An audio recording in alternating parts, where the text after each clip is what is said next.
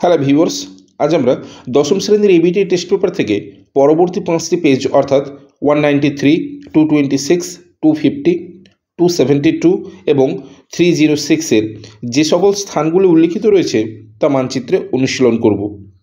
So viewers, তোমরা দেখো, এছাড়া এর আগের ভিডিওতে আমি বাদবাকি পেজ অর্থাৎ পেজ নাম্বার 59 থেকে শুরু করে পেজ নাম্বার 169 পর্যন্ত যে সমস্ত ম্যাপ পয়েন্টিংগুলো দেওয়া রয়েছে তা করে দিয়েছি, যার লিঙ্ক আমি ডেসক্রিপশন বক্সে দিয়ে দিয়েছি।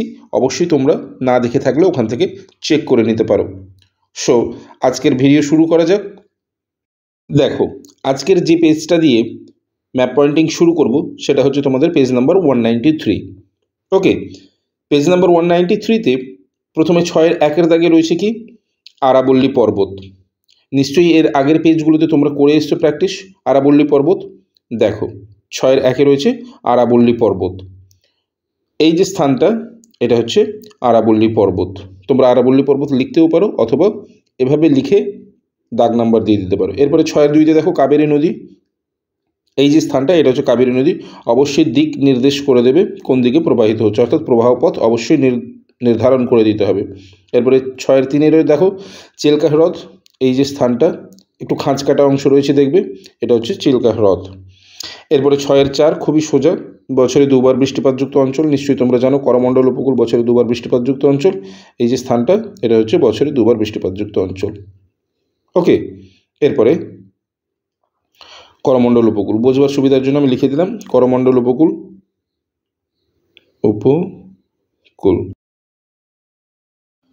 এরপরে দেখো 6-এর 5-এ রয়েছে একটি কৃষ্ণ মৃত্তিকাযুক্ত অঞ্চল। এই যে স্থানটা, এই স্থানটা হচ্ছে ভারতের একটি কৃষ্ণ মৃত্তিকা অঞ্চল। এভাবে না হলেও মোটামুটি এই জায়গাটাকে মেনশন করলেই হবে কৃষ্ণ মৃত্তিকা অঞ্চল হিসেবে, কেমন? এরপরে দেখো 6-এর 6-তে কী বলেছে, 193 পেজের একটি চা উৎপাদক অঞ্চল।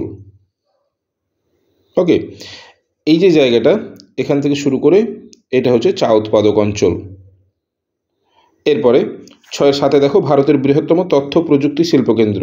এই যে স্থানটা অর্থাৎ ব্যাঙ্গালোর, এটা হচ্ছে তথ্য প্রযুক্তি শিল্পকেন্দ্র।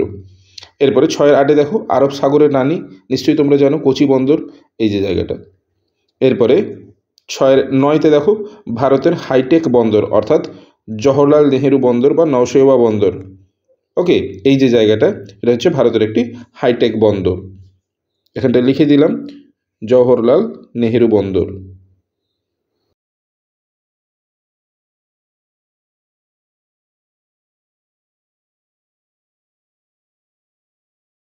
এরপর 6-এর 10-এ দেখো কি বলেছে, ভারতের প্রধান প্রশাসনিক কেন্দ্র। নিশ্চয়ই তোমরা জানো ভারতের প্রধান প্রশাসনিক কেন্দ্র হচ্ছে দিল্লি বা নিউ দিল্লি। দেখো, এই যে স্থানটা, এটা হচ্ছে ভারতের প্রধান প্রশাসনিক কেন্দ্র অথবা দিল্লি। ওকে, এই ছিল তোমাদের পেজ নাম্বার 193। এরপরের পেজে চলে আসবো আমরা। এরপরের পেজ হচ্ছে 226। দেখো, প্রথমে 6-এর 1-এর দাগে রয়েছে K2। অবশ্যই প্রতীক চিহ্নটা এঁকে নেবে। এই যে স্থানটা, এটা হচ্ছে K2। ওকে, এরপরে 6-এর 2-তে রয়েছে কাবেরী নদী। এই যে জায়গাটা, এটা হচ্ছে কাবেরী নদী।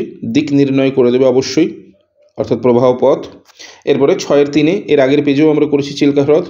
এই যে খাঁজ কাটা অংশটা, এটা হচ্ছে চিল্কা হ্রদ, কেমন? চিল্কা হ্রদ। এরপরে 6-এর 4-এ চলে আসি। দেখো 6-এর 4-এ কী বলেছে, ভারতের কৃষ্ণ মৃত্তিকা অঞ্চল। এর আগের পেজেও করে এসেছিলাম। এই যে স্থানটা, এটা হচ্ছে কৃষ্ণ মৃত্তিকা অঞ্চল, কেমন? এরপরে 6-এর 5-এ দেখো 6-এর 5-এ কী বলেছে, উত্তর ভারতের একটি মোটর গাড়ি নির্মাণ কেন্দ্র। উত্তর ভারতের একটি মোটর গাড়ি নির্মাণ কেন্দ্র, সবথেকে বড় মোটর গাড়ি নির্মাণ কেন্দ্র হচ্ছে গুরগাঁও। ওকে, একটু ভুল হয়ে গেল, গুরগাঁও। গুরগাঁও। দেখো, এই যে রেড সার্কেল করা অংশটি, এটাই হচ্ছে উত্তর ভারতের একটি মোটর গাড়ি নির্মাণ কেন্দ্র বা গুরগাঁও। ওকে, এরপরে 226 পেজে 6-এর দাগে দেখো মেঘালয়ের মালভূমি। এই যে জায়গাটা, এটা হচ্ছে মেঘালয়ের মালভূমি। ওকে, এরপরে 6-এর 7-এ দেখো মালাবার উপকূল। এই যে জায়গাটা, এটা সরি এটা এই জায়গাটা হচ্ছে মালাবার উপকূল, মালাবার উপকূল। এরপরে দেখো 6-8 রয়েছে দক্ষিণ ভারতের একটি কফি উৎপাদক অঞ্চল। এই যে স্থানটা দেখছো এটা হচ্ছে দক্ষিণ ভারতের একটি কফি উৎপাদক অঞ্চল। এরপরে বছরে 2বার বৃষ্টিপাতযুক্ত অঞ্চল, বারবার করেছো তোমরা করমণ্ডল উপকূল, এই স্থানটা বছরে 2বার বৃষ্টিপাতযুক্ত অঞ্চল। ওকে, এরপরে 6-10 রয়েছে কলকাতা, খুবই সিম্পল, এই যে জায়গাটা এটা হচ্ছে কলকাতা, কলকাতা। কেমন? এরপরে আমরা চলে আসবো নেক্সট পেজ। নেক্সট পেজ হচ্ছে 250।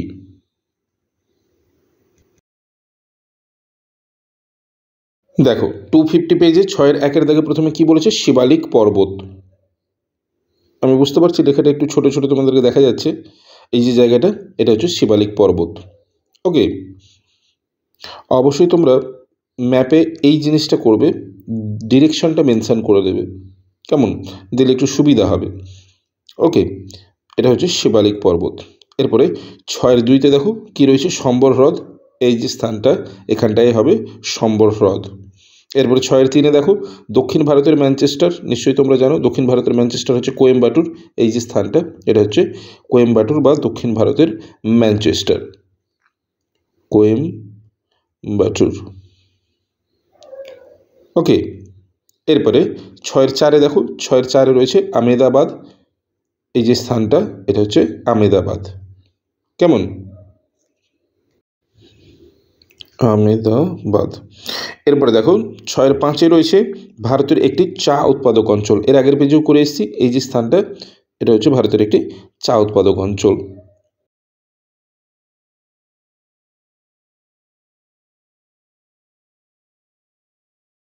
ওকে, এরপরে 250 পেজের 6-6 দাগে দেখো কি বলেছে? পশ্চিমবঙ্গের একটি পেট্রো রসায়ন শিল্পকেন্দ্র। নিশ্চয়ই তোমরা জানো পশ্চিমবঙ্গের একটি পেট্রো রসায়ন শিল্পকেন্দ্র হচ্ছে হলদিয়া। এই যে জায়গাটা এটা হচ্ছে হলদিয়া। এরপরে দেখো মেঘালয় মালভূমি। মেঘালয় মালভূমিটি দেখো এর আগের পেজেও করে এসেছিলাম, এই যে স্থানটা এটা হচ্ছে মেঘালয় মালভূমি। এরপরে কঙ্কন উপকূল। এই স্থান থেকে এই স্থান অবধি এটা হচ্ছে কঙ্কন উপকূল। এরপরে 6-9-তে রয়েছে, আচ্ছা এটা লিখে দিই, কঙ্কন উপকূল। এরপরে 6-9-তে রয়েছে চেন্নাই বন্দর। দেখো এই যে জায়গাটা, অ্যাকচুয়ালি এখানে জাহাজের ছবি এঁকে দিলে ভালো হতো। এটা হচ্ছে চেন্নাই বন্দর, চেন্নাই বন্দর। এরপর দেখো 6-10-এ রয়েছে কি? গঙ্গা নদী।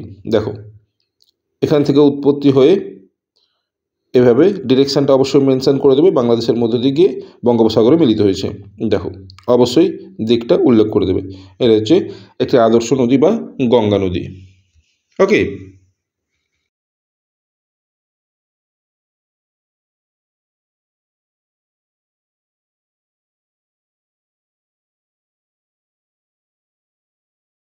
এরপরে চলে আসবো আমরা নেক্সট পেজ 272।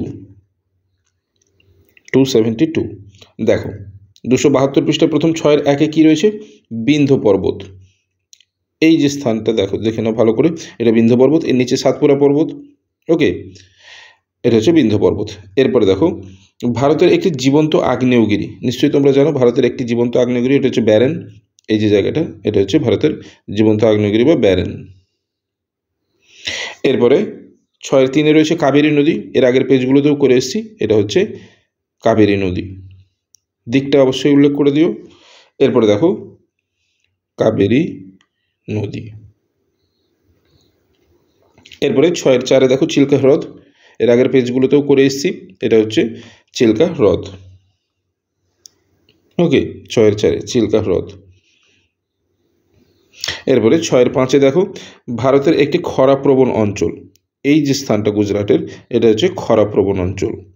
এছাড়া এখানটায় মধ্যপ্রদেশের বুন্দেলখণ্ড কিন্তু খরাপ্রবণ অঞ্চল হিসেবে পরিগণিত হয়। এরপরে 272 পেজের 6.6 দেখো মালাবার উপকূল। এই যে জায়গাটা এখান থেকে এইটুকু এটা হচ্ছে মালাবার উপকূল। এরপরে 6-7-এ দেখো পশ্চিম ভারতের একটি মহানগর। পশ্চিম ভারতের একটি মহানগর কোনটি? মুম্বাই। এই স্থানটা এটা হচ্ছে পশ্চিম ভারতের একটি মহানগর মুম্বাই। এরপর 6 আর 8 দেখো ভারতের একটি কফি উৎপাদক অঞ্চল, এই যে স্থানটা এর আগের পেজেও আমরা করেছি, কফি উৎপাদক অঞ্চল,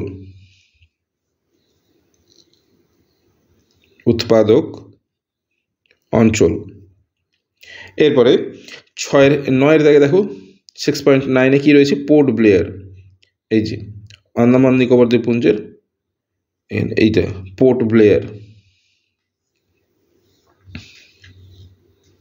ওকে, এরপরে 10 দেখো কি রয়েছে, একটি কৃষ্ণ মৃত্তিকা অঞ্চল, এই স্থানটা এটা হচ্ছে একটি কৃষ্ণ মৃত্তিকা অঞ্চল, কৃষ্ণ মৃত্তিকা অঞ্চল।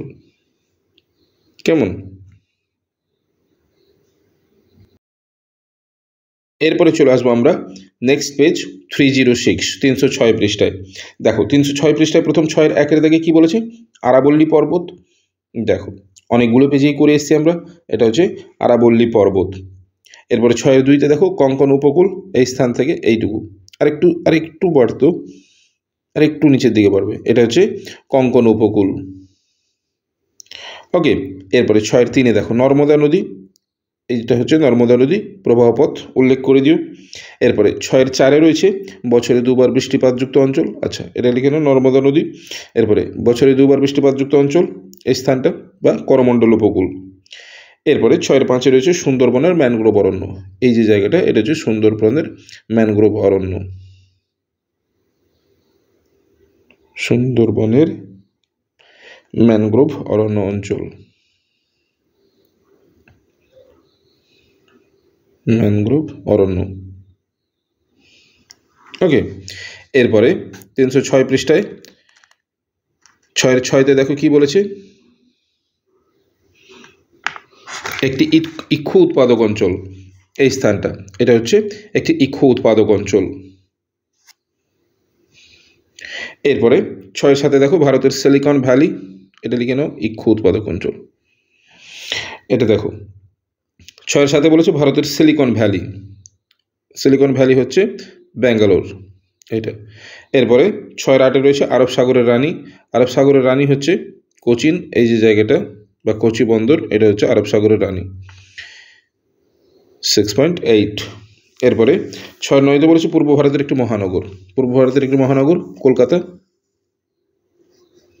পূর্ব ভারতের মহানগর কলকাতা। এরপরে 6 এর 10-এ রয়েছে ভারতের প্রধান প্রশাসনিক শহর, যেটা হবে দিল্লি, এই যে স্থানটা এটা হবে দিল্লি বা ভারতের প্রধান প্রশাসনিক শহর। ওকে।